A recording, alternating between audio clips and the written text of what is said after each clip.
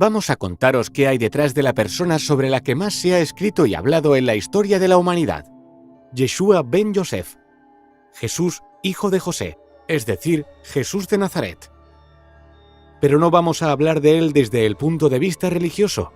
Descubriremos al Jesús histórico despojado de su faceta divina, al hombre de carne y hueso que se esconde detrás de la figura que todos conocemos como Cristo, traducción del hebreo Mesías, que significa ungido.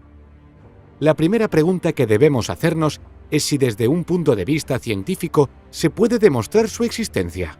La respuesta es que sí.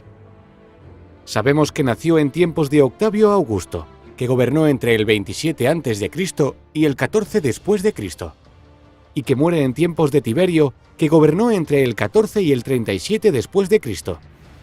Y si estamos hablando de hace más de 2000 años, ¿cómo podemos saber que Jesús de Nazaret fue real?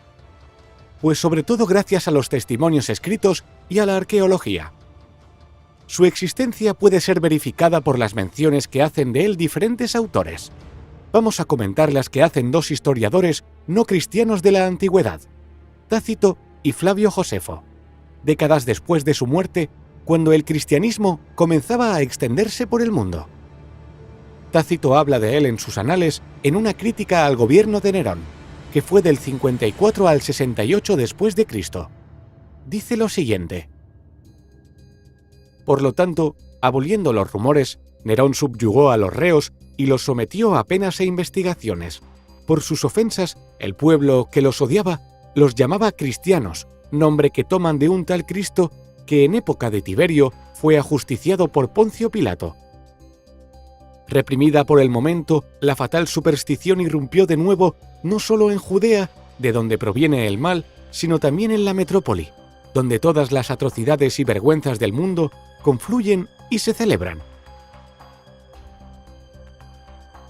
Se ve que Tácito no tenía muy buena opinión de sus compatriotas romanos, pero además el texto prueba la existencia, ya en el año del gran incendio de Roma, bajo el gobierno de Nerón, de un grupo de seguidores de un tal Cristo. Es muy importante porque nos dice que el nombre de cristianos viene de Cristo, que fue ejecutado durante el reino de Tiberio por el procurador de Judea, Poncio Pilato. Ahora veamos el testimonio de Flavio Josefo, un judío de familia noble. En la primera revuelta judía fue hecho prisionero por los romanos que, curiosamente, más tarde le concedieron la ciudadanía. El texto en el que habla de pasada sobre Jesús es conocido como Testimonio Flaviano y pertenece a su obra Antigüedades de los Judíos. Se sabe que el Testimonio Flaviano ha sido copiado y reescrito a lo largo de los siglos y se piensa que los copistas cristianos le fueron añadiendo palabras al texto. El conservado viene a decir: por este tiempo apareció Jesús, un hombre sabio, si es que es correcto llamarlo hombre, ya que fue un hacedor de milagros impactantes, un maestro para los hombres que reciben la verdad con gozo. Y atrajo hacia él a muchos judíos y a muchos gentiles además. Era el Mesías.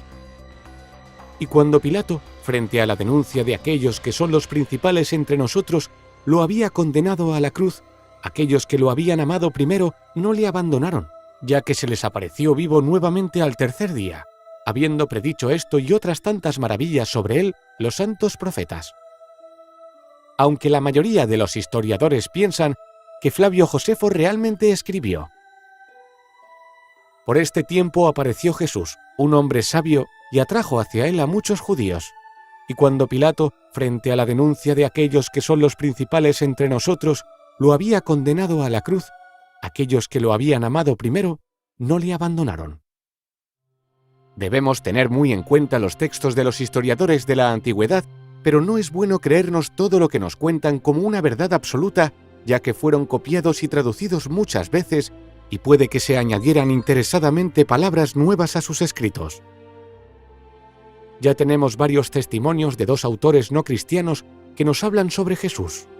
A esto añadimos otra prueba, en este caso arqueológica, de los elementos que rodean a la época en la que vivió la figura central del cristianismo. En el anfiteatro de Cesarea, una ciudad romana que está en la costa de Israel, se ha encontrado la conocida como Piedra de Pilato, que tiene una inscripción en la que se dice que Poncio Pilato construyó un edificio en honor al emperador Tiberio en esa ciudad. Ahora debemos aclarar que la transmisión histórica de su figura ha sufrido a lo largo de tantos años muchas transformaciones. Cosas que tomamos como originales del cristianismo se fueron estableciendo a lo largo de los siglos, muy lejos ya del tiempo en el que vivió el auténtico Jesús. Veamos las más curiosas. La formación del canon será gradual, pero será en el año 325 cuando los obispos convocados por el emperador Constantino en Nicea dan forma a una doctrina oficial para el cristianismo. Evangelio significa buena noticia.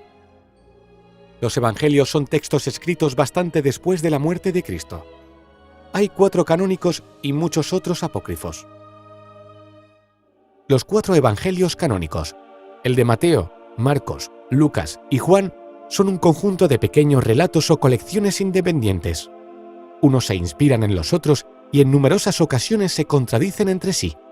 Recogían dichos o hechos de Jesús y fueron escritos y agrupados entre el año 60 y el 110, es decir, mucho después de la muerte de Cristo, por personas que no le conocieron directamente.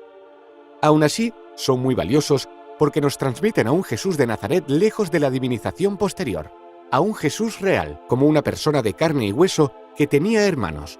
Marcos 6:3, que se enfada como el ser humano que fue, Mateo 21:12, que llora porque su amigo Lázaro se ha muerto, Juan 11:35, o que se desespera en la cruz, Marcos 15:34. En los evangelios abundan las referencias a que Jesús tuvo hermanos y que estos hermanos se llamaban Santiago, José, Simón y Judas, además de 2 hermanas cuyos nombres desconocemos. Santiago, uno de los testigos que vieron a Jesús resucitado, se convertirá en uno de los pilares de la comunidad cristiana de Jerusalén tras la muerte de su hermano Jesús. La Iglesia también ha interpretado el término hermano como hermanastro, pudiendo ser estas personas fruto de un matrimonio anterior de José. No hay ninguna fuente fiable desde un punto de vista histórico que nos describa el aspecto que tenía Jesús como todos lo solemos imaginar: joven, delgado, de largo pelo castaño. Hasta finales del siglo IV no encontramos, en las catacumbas de Comodilla, en Roma, una representación que se ajuste a esa descripción que, curiosamente, está inspirada en filósofos paganos o incluso en uno de los más importantes dioses romanos, Júpiter. El uso de la cruz como símbolo del cristianismo también es posterior. Los primeros cristianos usaban símbolos como el pez o el ancla que les servían para identificarse entre sí. La primera representación que conocemos del símbolo de la cruz es la del famoso grafito de Alexámenos, probablemente del siglo I. En él se representa a un hombre con una cabeza de asno crucificado en una cruz. Debajo de él hay otro con el brazo levantado y un texto que dice con ironía: Alexámenos adorando a su Dios. Hasta el siglo III no se empieza a usar la cruz como símbolo del cristianismo, y hasta la Edad Media no aparecen las primeras cruces, con Jesús incluido. El establecimiento de la fecha del nacimiento de Cristo, que siglos después de su muerte fue fijada en la noche del 24 al 25 de diciembre, no es porque Jesús realmente naciera en ese día que ni siquiera en los evangelios se menciona, sino por su cercanía con el solsticio de invierno, siendo este día muy importante en muchas religiones de la antigüedad. Por ejemplo, en Roma el día 25 se celebraba la fiesta romana del Sol Invicto. Con respecto al lugar de nacimiento también hay dudas. La creencia popular es que Jesús, cuya familia era de la aldea de Nazaret en la región de Galilea, nació de camino a Judea en un pesebre de Belén, lugar de origen de José y del antiguo rey David. El motivo del viaje era que José, al ser natural de Belén, debía inscribirse en el censo fiscal romano del reino de Judea.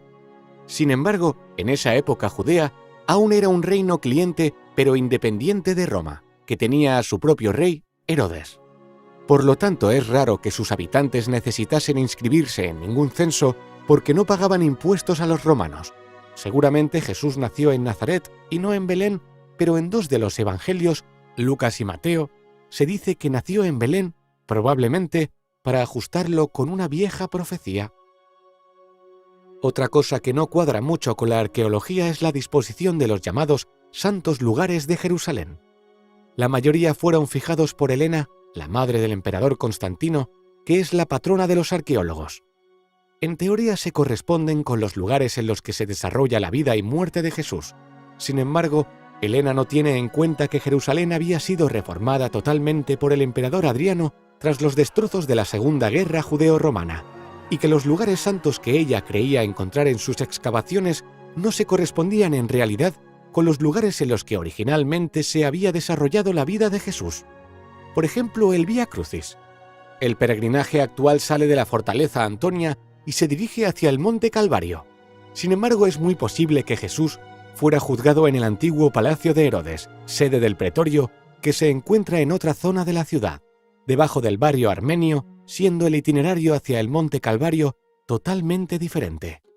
A veces la culpa moral de la muerte de Jesús ha recaído sobre los judíos, pero Jesús fue crucificado y eso era una condena romana habitual para la sedición y la traición, no específica para los cristianos. Los judíos y el órgano que los dirigía, el Sanedrín, no tenían el poder de condenar a muerte y, como mucho, podrían haber ordenado una lapidación. Y no es el caso. Por eso hay que aclarar que el Sanedrín acusó a Jesús ante el prefecto Poncio Pilato, que en nombre de Roma lo juzga y lo ejecuta. El nazareno se había ganado la ojeriza de los romanos por ser un agitador político. Es más, los eruditos judíos señalan que nunca hubo juicio ante el Sanedrín. Lucas nos lo cuenta. Entonces comenzaron a acusarlo y dijeron: «A este hombre lo hallamos subvirtiendo a nuestra nación y prohibiendo pagar impuestos a César, y diciendo que él mismo es Cristo, un rey». Con respecto a la tumba, Jesús fue un ejecutado por la justicia. No se sabe qué se hizo realmente con su cuerpo. Sí se sabe que existían órganos subordinados al Sanedrín que se encargaban del enterramiento de los ajusticiados.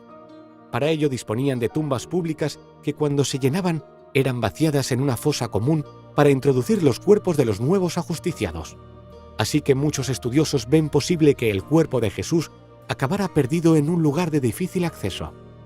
El funcionario encargado de su enterramiento fue José de Arimatea, que el Evangelio de Marcos, el más antiguo según los expertos, describe como un miembro respetado del Sanedrín, no como un seguidor de Cristo. Entonces sería lógico pensar que José de Arimatea era simplemente el funcionario encargado de dar sepultura, en una de esas tumbas, a Jesús después de su muerte. En cuanto a la resurrección y a la posterior ascensión de Jesús, hay una tesis aceptada por los especialistas bíblicos. Al no tener acceso al cuerpo, fue muy difícil para sus seguidores, pasados los años, aceptar su muerte y solo poder venerar un sepulcro vacío. Además, la resurrección de las almas era una creencia muy arraigada en las religiones del Mediterráneo. En los primeros evangelios se le resucita en espíritu, pero después el relato se va enriqueciendo hasta acabar apareciéndose corporalmente a sus seguidores. Esto pudo plantear un problema, y como recurso es posible que se añadiera a posteriori la ascensión de su cuerpo al lado de Dios, en recompensa por su sacrificio. Y ya para acabar hay que recordar lo importante que es saber separar lo históricamente comprobable de lo puramente religioso en la figura central del cristianismo. Lo primero, aunque sean más los interrogantes que las certezas, nos ayuda a conocer al Jesús de Nazaret que vivió en el siglo I. Lo segundo es una cuestión de fe religiosa. ¿Se cree o no se cree?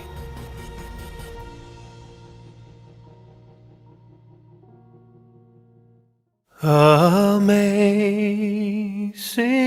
grace, how sweet the sound that saved a wretch like me. I once was lost, but now am found. Was blind, but now I see.